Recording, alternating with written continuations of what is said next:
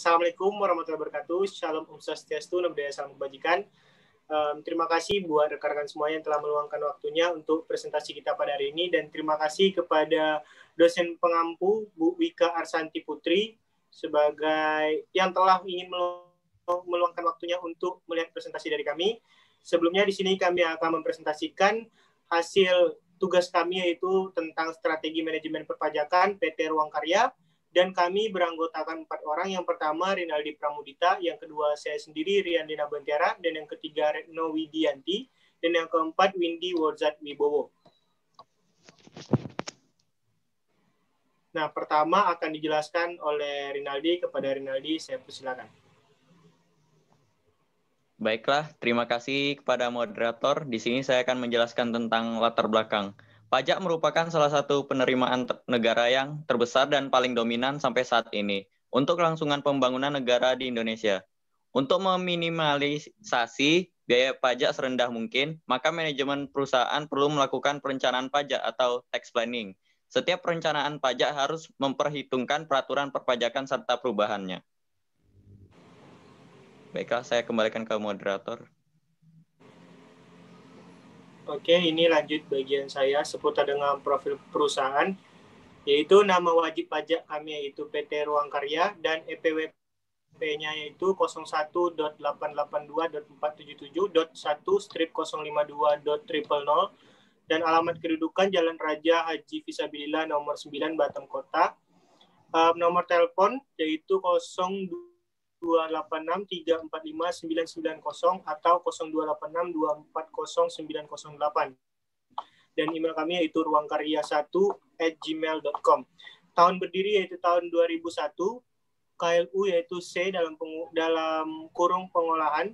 Nama pemimpin Retno Widianti. Alamat rumah Jalan Engku Putri nomor 10 Batam Kota. Dan klasifikasi badan PT Perseroan Terbatas. Bidang usaha pengolahan dan ekspor kedelai. Merek usaha Kedelai Magic.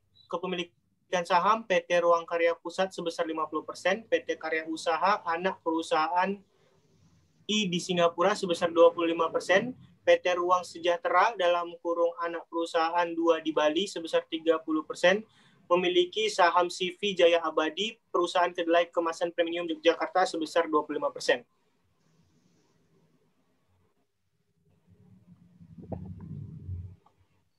Oke, lanjut, yaitu dengan anak perusahaan IPT Ruang Karya. Nama wajib pajak PT Karya Usaha NPWP 01.563.321.7/215.000. Alamat kedudukan 1 Jalan Kilang nomor 76 Singapura. Nomor telepon atau fax 065345213 atau 065345200. Email karyausaha@gmail.com. Tahun berdiri tahun 2006. KLU si pengolahan. Nama pemimpin Windy Worzat Wibowo. Alamat rumah Sirkuit Marina Bay Street nomor 99 Singapura. Klasifikasi PT Perseroan Terbatas. Bidang usaha distributor kedelai. Kepemilikan saham PT Karya Usaha anak perusahaan I di Singapura sebesar 20%. Oke, lanjut lagi anak perusahaan 2 PT Ruang Karya. Nama wajib pajaknya PT Ruang Sejahtera, NPWP-nya 01.563.321.721.4999. Alamat kedudukan Jalan Pantai Pererenan, nomor 44 Bali. Nomor telepon 0246340987 atau 0246234879. Email jayasejahtera@gmail.com. Tahun berdiri tahun 2008. KLU si dalam kurung pengolahan. Nama pemimpin Rinaldi Pramudita. Alamat rumah Jalan Raya Campuhan 10 Bali. Klasifikasi PT Perseroan Terbatas. Bidang usaha distributor kedelai. Kepemilikan saham PT Ruang Sejahtera anak perusahaan 2 di Jakarta 30%. Selanjutnya yaitu perusahaan mitra PT Ruang Karya. Nama wajib pajak CV Jaya Abadi. NPWP 01.563.321.731.544. Alamat kedudukan Jalan Dewan Karang Nongko 1 Yogyakarta. nomor telepon 0279 899 432 atau 0279 488 987. Email jayaabadi@gmail.com. Tahun berdiri tahun 2002. KLU C dalam kurung pengolahan. Nama pemimpin Rian Lina Bantiara. Alamat rumah Jalan Ahmad Yani 15 Yogyakarta. Klasifikasi PT Perseroan Terbatas. Bidang usaha pembuatan garam kemasan. Kepemilikan saham PT Karya Usaha memiliki saham CV Mitra Sukses sebesar 25%.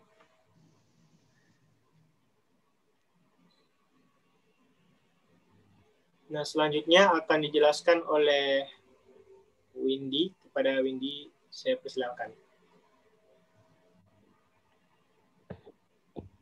Baiklah, saya akan menjelaskan mengenai kebijakan tax planning PT Ruang Karya.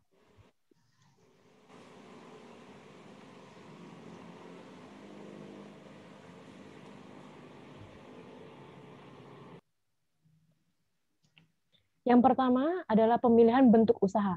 Perseroan Terbatas atau PT adalah badan usaha yang paling populer di Indonesia. Jika dilihat dari aspek legalitasnya, PT merupakan entitas berbadan hukum karena adanya pengesahan dari Kementerian Hukum dan HAM. Kemudian, Perseroan Terbatas merupakan badan hukum sehingga kelangsungan hidupnya terjamin meskipun terjadi pergantian pemilik. Para pemilik saham hanya bertanggung jawab sebesar modal yang ditanamkan. Perseroan Terbatas dapat memperluas usahanya dengan mudah karena kemudahan dalam mendapatkan tambahan modal. Sumber-sumber modal Perseroan Terbatas dikelola oleh para spesialis sehingga penggunaannya lebih efektif dan efisien. Kemudian yang kedua ada strategi penghematan pajak dalam tax planning PPh 21 atau 26. Dalam rangka mengurangi beban pajak untuk PPh 21 atau 26 PT Ruang Karya menerapkan kebijakan, yakni menggunakan metode gross up method. Apa sih metode gross up method itu? Metode gross up method ialah metode atau kebijakan perusahaan dalam membayar PPh 21 dengan memberikan tunjangan pajak yang sama besar dengan PPh 21 yang terhutang. Sehingga tunjangan pajak dapat dibiayakan atau menjadi pengurang penghasilan bruto perusahaan. Kemudian yang ketiga ada strategi penghematan pajak dalam tax planning PPh pasal 22. Menurut Undang-Undang Pajak Penghasilan Nomor 36 Tahun 2008, PPh Pasal 22 adalah bentuk pemotongan atau pemungutan pajak yang dilakukan satu pihak terhadap wajib pajak dan berkaitan dengan kegiatan perdagangan, baik ekspor, impor, maupun reimpor. Nah, sehingga dikenakan tarif impor sebesar 0,5% dari nilai impor karena PT Ruang Karya melakukan kegiatan perdagangan kedelai, baik ekspor maupun impor. Nah, selanjutnya ada strategi penghematan pajak dalam tax planning PPh pasal 23 atau 26. PPh pasal 23 atau PPh pasal 23 adalah pajak yang dikenakan pada penghasilan atas modal, penyerahan jasa atau hadiah dan penghargaan, selain yang telah dipotong PPh pasal 21. Nah, sedangkan PPh pasal 26 yaitu pajak yang dikenakan atas penghasilan yang diterima wajib pajak luar negeri dan Indonesia, selain bentuk usaha tetap atau BUT dari badan pemerintah, subjek pajak dalam negeri, penyelenggara kegiatan, BUT maupun perwakilan perusahaan luar negeri. PPh 23 itu untuk dividen, bunga, royalti, hadiah, bonus, dan penghargaan lain yang tidak dipotong PPh pasal 21. Dikenakan tarif sebesar 15% dari dasar pengenaan pajak atau DPP. Kemudian yang nomor 5 ada strategi penghematan pajak dalam tax planning pasal 25. PPh pasal 25 adalah pajak yang dibayar secara angsuran. Nah, tujuannya ini untuk meringankan beban wajib pajak. Mengingat pajak yang terhutang itu harus dilunasi dalam waktu 1 tahun. Nah, pembayaran ini harus dilakukan sendiri, tidak bisa diwakilkan, dan tidak bisa digantikan oleh orang lain. Nah, selanjutnya nomor 6 yakni strategi penghematan pajak dalam tax planning PPh pasal 4 ayat 2 atau PPh final. PPh pasal 4 ayat 2 atau PPh final yakni pajak yang dikenakan oleh wajib pajak maupun pajak badan maupun wajib pajak pribadi di atas penghasilan tertentu. Nah, berdasarkan tarif pasal 4 ayat 2 ini berbeda-beda setiap jenis penghasilan yang dikenakan pajak. Nah, yang ketujuh ada strategi penghematan dalam tax planning PPN. pajak pertambahan nilai. Yang pertama itu kita dapat melakukan memaksimalkan pajak masukan. Untuk memaksimalkan pajak masukan yang dapat dikreditkan, perusahaan ini memperoleh barang kena pajak atau BKP atau jasa kena pajak atau JKP dari pengusaha kena pajak agar pajak masukannya itu dapat dikreditkan. Kemudian melakukan impor inden pada importer yang telah memiliki NPWP. Kemudian ada membuat faktur pajak dengan lengkap serta melaporkannya tepat waktu. Kemudian selanjutnya ada strategi penghematan pajak dalam tax planning PPh Badan.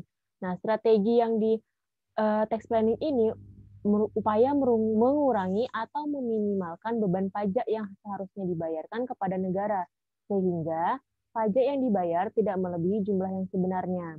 Nah, strategi yang PT Ruang Karya lakukan yakni yang pertama ada tax avoidance atau penghindaran pajak, berupaya menghindari pengenaan pajak melalui transaksi yang bukan objek pajak. Contohnya perusahaan mengubah tunjangan karyawan dalam bentuk uang menjadi natura, karena natura itu bukan objek pajak PPh 21.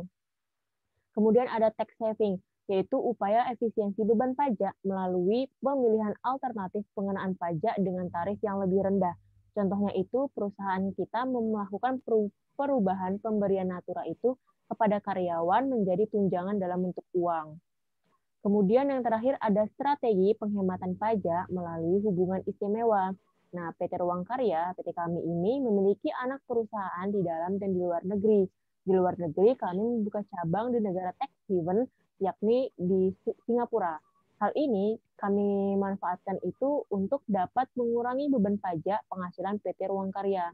Selain itu, PT kami melakukan penjualan bahan baku berupa kemasan kedelai ke perusahaan yang berada di Singapura. Dan dari perusahaan yang di Singapura itu menjual produk dengan harga yang lebih tinggi. Terima kasih. Selanjutnya saya kembalikan kepada moderator. Terima kasih kepada Windy. Selanjutnya akan dijelaskan oleh Retno. Kepada Retno, dipersilakan. Terima kasih kepada moderator. Baik, di sini saya akan menjelaskan cara mengefisiensikan beban pajak pada PT Ruang Karya. Di sini dapat kita lihat ada laporan laba rugi PT Ruang Karya sebelum perencanaan pajak untuk tahun yang berakhir 31 Desember 2019 dengan laba bersih sebesar 1.987.203.314 rupiah.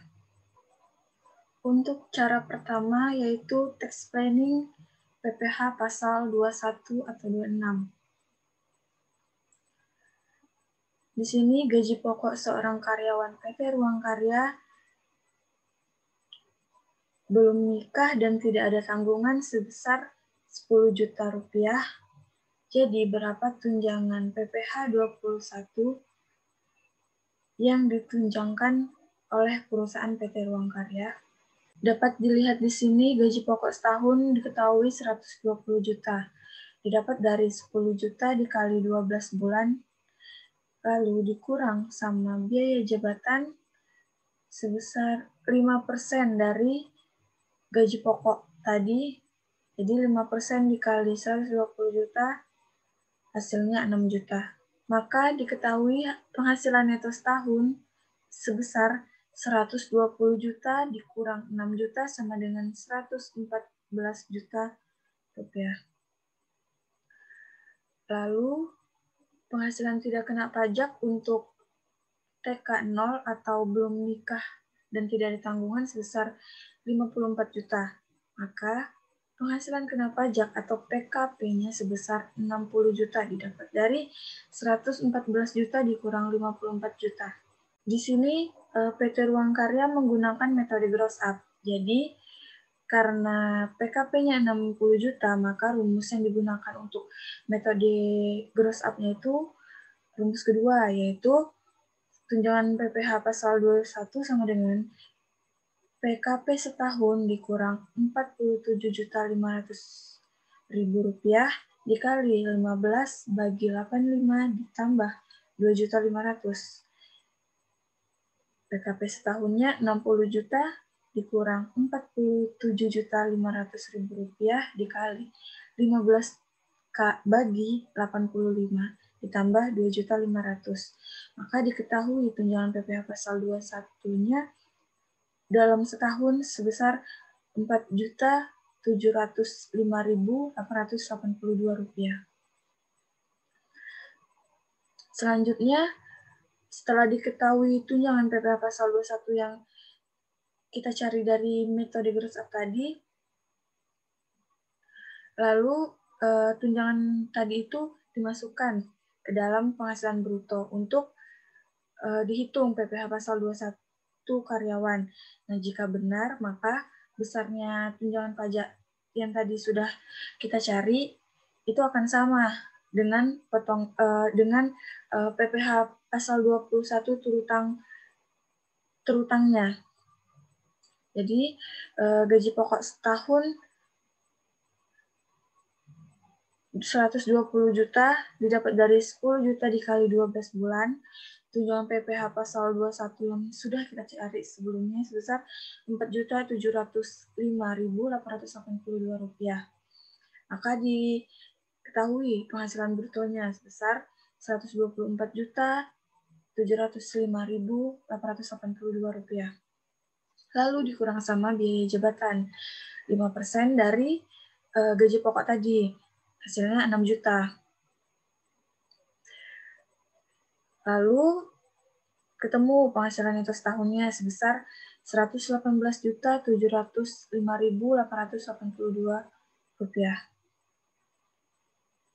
Selanjutnya PTKP atau penghasilan tidak kena pajaknya.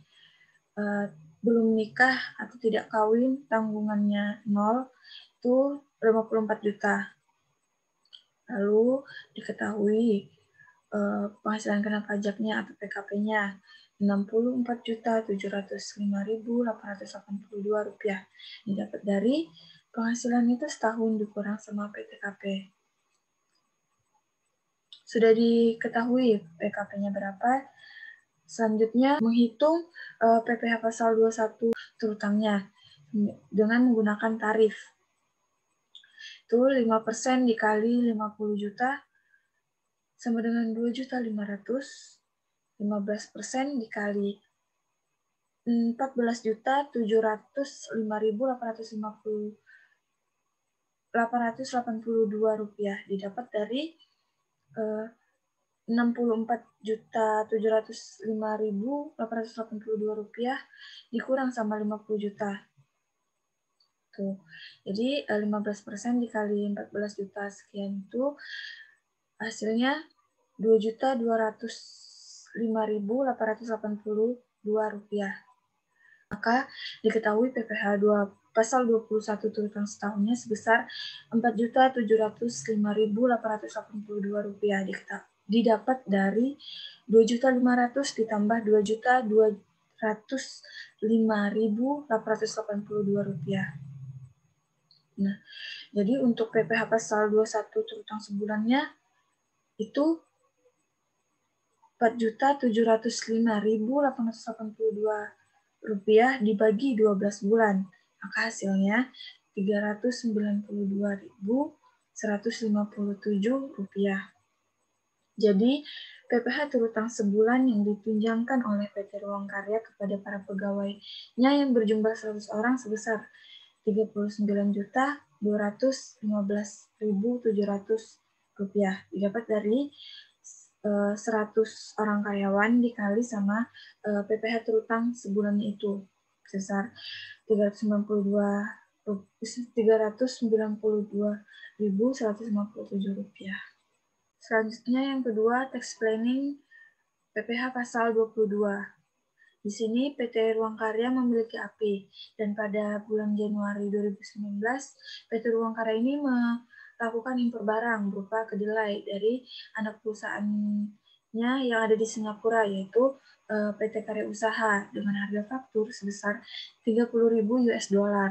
Biaya asuransi dan biaya angkut pengepalan barang masing-masing sebesar 0,5% dan 15% dari harga faktur. Biaya tersebut dibayar oleh PT Ruang Karya. Tarif biaya masuk 10% dari CIF atau Cost Insurance and Freight. Nah, kurs yang ditetapkan oleh Menteri Keuangan pada saat itu untuk 1 US dollar yaitu 13.570 rupiah. Sedangkan kurs BI untuk 1 US dollar yaitu 14.553 rupiah. Hitung PPh pasal 22 yang harus dibayar oleh PT Ruang Karya. Jadi harga faktur atau kos sebesar 30.000 US dollar. Biaya asuransi atau insuransinya 0,5% dari harga faktur, sama dengan 150 US dollar. Biaya angkut atau freight sebesar 15% dari kosnya atau dari harga fakturnya sebesar 4.500. Jadi totalnya diketahui shift atau cost insurance and freight-nya sebesar 34.650 US dollar. Nah, biaya masuknya 10% dari nilai shift tadi yang sudah dicari sebelumnya. Jadi diketahui untuk biaya masuknya sebesar 3.465 US dollar. Nah, maka diketahui nilai impornya sebesar 38.115 US dollar. Didapat dari 34.650 US dollar ditambah 3.465 US dollar. Karena itu masih dalam mata uang asing, jika dirupiahkan maka nilai impornya sebesar 517.220.550 rupiah, didapat dari nilai impor tadi sebesar 38.115 US dollar dikali 13.570 rupiah. Selanjutnya menghitung PPh pasal 22 atas impor. Jadi kedelai itu termasuk kelompok barang impor tertentu yang akan dikenakan PPh pasal 22 dengan tarif 0,5% apabila si importer ini menggunakan API. Sedangkan apabila importer tidak menggunakan API, maka tarif PPh pasal 22-nya itu sebesar 7,5%. Nah, dalam kasus di sini itu PT Ruang Karya memiliki API, jadi tarifnya sebesar 0,5% kali 517.220.550 rupiah. Maka diketahui PPh pasal 22 atas impor sebesar 2.586.103 rupiah. Selanjutnya cara ketiga yaitu tax planning PPh pasal 23 atau 26. Di sini PT Ruang Karya membagikan dividen secara tunai sebesar 5 juta kepada para pemegang sahamnya, yaitu PT Karya Usaha yang berada di Singapura dan PT Ruang Sejahtera yang berada di Bali. Nah, PPh yang dipotong oleh PT Ruang Karya atas pemberian dividen dihitung sebagai berikut. Yang pertama, PT Karya Usaha yang berlokasi di Singapura dengan kepemilikan sahamnya sebesar 30%. Jadi jenis PPh yang dipotong oleh PT Ruang Karya kepada PT Karya Usaha yaitu PPh pasal 26 karena PT Karya Usaha ini merupakan wajib pajak luar negeri. Lalu jumlah PPh terutangnya besar 1 juta, didapat dari 20% dikali 5 juta. Selanjutnya yang kedua yaitu PT Ruang Sejahtera dengan kepemilikan sahamnya sebesar 25%. Jenis PPh yang dipotong oleh PT Ruang Karya kepada PT Ruang Sejahtera yaitu PPh pasal 23 karena PT Ruang Sejahtera ini merupakan wajib pajak dalam negeri dengan jumlah PPh terutangnya sebesar 750.000, didapat dari 15% dikali 5 juta. Selanjutnya yang keempat yaitu tax planning PPh pasal 4 ayat 2 atau PPh final. Di sini terdapat transaksi dividen dengan tarif 10%. Jumlah dividennya sebesar 22.430.000 rupiah. Maka diketahui PPh terutang untuk dividen ini sebesar 2.243.000 Rp22.000 didapat dari 10% dikali Rp22.430.000. Selanjutnya ada sewa bangunan, dikenakan tarif 10%. Maka PP terutangnya sebesar Rp2.356.800 didapat dari 10% dikali Rp23.568.000. Dan terakhir, bunga deposito dikenakan tarif 20% dan jumlahnya sebesar Rp42.500.000. Maka PPh terutangnya sebesar Rp8.500.000. Selanjutnya cara yang kelima yaitu tax planning pajak penambahan nilai atau PPN. PT Ruang Karya ini memaksimalkan pajak masukan yang dapat dikreditkan dengan cara meningkatkan jumlah ekspor. Karena berdasarkan ketentuan transaksi ekspor akan dikenakan tarif sebesar 0%. Oleh karena itu, PT Ruang Karya membeli barang untuk diekspor, sehingga pajak masukannya itu akan lebih besar daripada pajak keluaran. Hal ini membuat kelebihan pembayaran pajak, sehingga dapat dikompensasikan untuk masa pajak yang akan datang, atau restitusi atau diminta kembali. Selanjutnya, tax planning PPh badan. Untuk poin A, di dalam biaya lain termasuk biaya perawatan kendaraan pribadi pemegang saham atas nama Windy sebesar 10 juta. Selanjutnya, di dalam biaya listrik terdapat biaya listrik pribadi para pemegang saham sebesar 45 juta. Lalu, terdapat biaya kerugian piutang sebesar Rp35.450.000. D.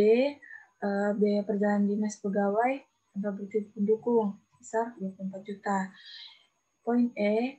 Terdapat biaya entertainment tidak ada daftar nominatifnya sebesar Rp23.654.000. Selanjutnya, biaya penyusutan pada PT Ruang Karya yang diperkenankan secara fiskal sebesar Rp330 juta. Lebih besar dari jumlah menurut komersialnya, itu sebesar Rp233.500.000, sehingga ada koreksi sebesar Rp96.500.000. Poin terakhir, PT Ruang Karya menggunakan metode harga perolehan first in, first out atau FIFO, atau Net Realizable Value atau NRV, di mana harga perolehannya itu yang paling rendah untuk nilai persediaan bahan baku. Jadi persediaan akhir itu harga perolehannya itu sebesar 500 juta, tapi berdasarkan NRV-nya sebesar 200 juta, maka ada selisih 300 juta. Jadi 300 juta itu harus dikoreksi. Di sini dapat kita lihat rekonsiliasi laporan laba rugi PT Ruang Karya untuk tahun berakhir 31 Desember 2019. Nah, di sini diketahui laba bersih komersilnya sebesar Rp1.987.203.314. Lalu setelah adanya koreksi tadi yang sudah saya bahas sebelumnya, maka diketahui laba bersih fiskalnya sebesar Rp1.748.168.400. Jadi, berdasarkan laporan laba rugi sebelum perencanaan pajak, diketahui angsuran PPh pasal 25 sebagai berikut. Itu 25%. 25% ini merupakan tarif dari PPh pasal 25 untuk badan. Nah, 25% ini dikali sama Rp1.987.203.314. Maka diketahui PPh pasal 25 dalam setahun sebesar Rp496.800.829. Nah, jadi angsuran PPh pasal 25 untuk tahun 2019 per bulannya sebesar Rp41.400.069 didapat dari Rp496.800.829 dibagi 12. Selanjutnya, angsuran PPh pasal 25 setelah perencanaan pajak sebagai berikut, yaitu 25% dikali laba bersih setelah perencanaan pajak besar Rp1.743.168.400. Maka diketahui PP pasal 25 untuk setahunnya sebesar Rp435.792.100.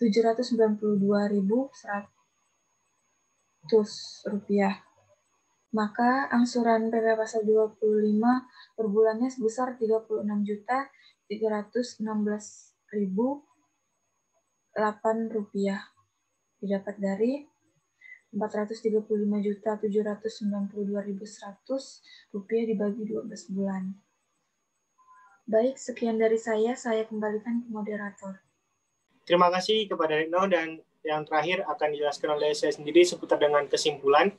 Setelah diterapkannya kebijakan tax planning, PT Ruang Karya hanya perlu membayar Rp33.316.008. Betul nggak sih aku nyebutin uangnya? Benar-benar. Ulang. Terima kasih kepada Retno, dan selanjutnya yang terakhir akan dijelaskan oleh saya sendiri, yaitu seputar dengan kesimpulan. Kesimpulannya adalah setelah diterapkannya kebijakan tax planning, PT Ruang Karya hanya perlu membayar Rp36.316.008 per bulan. Dengan adanya tax planning membuat PT Ruang Karya menghemat pengeluaran sebesar Rp5.084.061 setiap bulannya. Terima kasih kepada rekan-rekan semua yang telah ingin meluangkan waktu. Mungkin sampai sini saja presentasi kita, dan terima kasih kepada Ibu dosen yang telah meluangkan waktunya untuk mendengarkan presentasi dari kami. Semoga presentasi dari kami bisa diterima oleh Ibu dosen. Dan kami meminta maaf jika ada perilaku ataupun perkataan yang kurang berkenan atau yang salah. Kami pamit undur diri. Assalamualaikum warahmatullahi wabarakatuh. Shalom Om Swastiastu, Namo Buddhaya, salam kebajikan.